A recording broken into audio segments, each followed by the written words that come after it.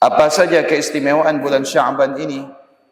Di antaranya adalah bulan Sya'ban, yaitu bulan yang menjadi saksi bahwasanya Allah Subhanahu wa taala memerintahkan Nabi kita Muhammad untuk memalingkan wajahnya ke arah Ka'bah ketika melaksanakan ibadah solat.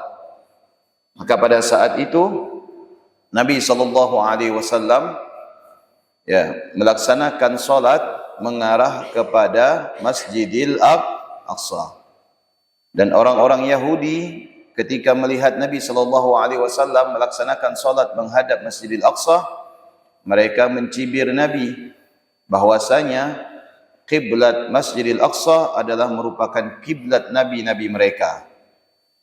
Seandainya Nabi kita Muhammad adalah merupakan Nabi yang istimewa, tentu Nabi kita Muhammad mendapatkan kiblat tertentu dari Allah Subhanahu wa taala.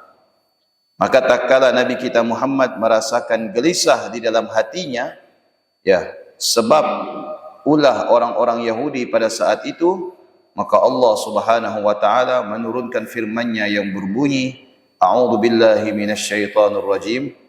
Fa aynama tuwallu wujuhakum fathamma wajhullah.